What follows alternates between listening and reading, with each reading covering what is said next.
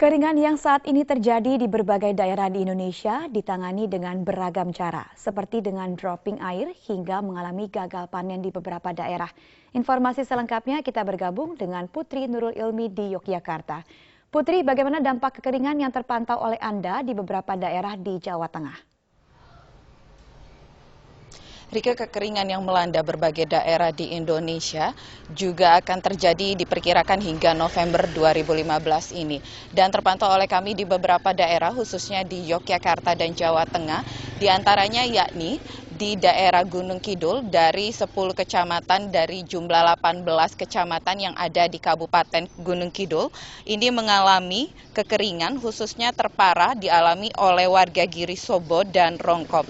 Seluruh sumber mata air yang dimiliki warga sudah tidak bisa dimanfaatkan lagi, bahkan sumur warga pun sudah mengalami kekeringan, dan untuk itu warga dengan terpaksa harus membeli air tangki swasta yang dijual rata-rata 150.000 per 5.000 liternya.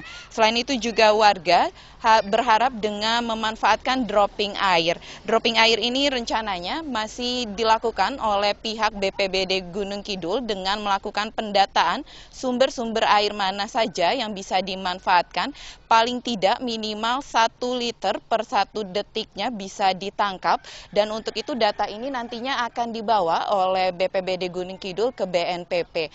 Dan selain itu juga dari anggaran yang disiapkan untuk melakukan penanggulangan dropping ini dari BPBD Gunung Kidul adalah sejumlah 650 juta rupiah. Dan berikut adalah kutipan wawancara kami dengan Kepala Kedaruratan dan Logistik BPBD Gunung Kidul.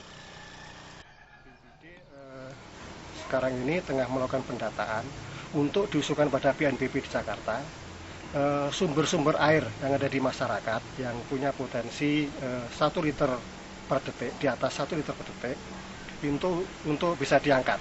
Jadi sumber air itu diangkat, lanjutnya dipipanisasi langsung mengucur di masyarakat.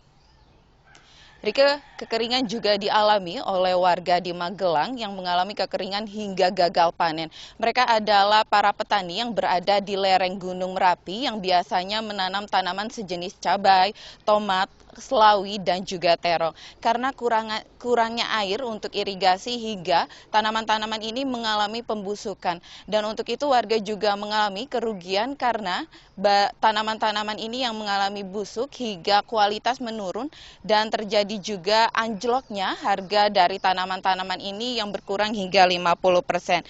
Dan saat ini memang warga-warga di lereng Gunung Merapi sangat membutuhkan bantuan dari pemerintah, paling tidak dengan menggunakan dropping air tersebut juga warga bisa untuk mengurangi atau mendapatkan air-air yang bisa dipergunakan untuk dalam irigasi tanaman-tanaman yang akan dipergunakan oleh warga di lereng Gunung Merapi. Rike. Baik, terima kasih Putri Nurul Ilmi melaporkan dari Yogyakarta.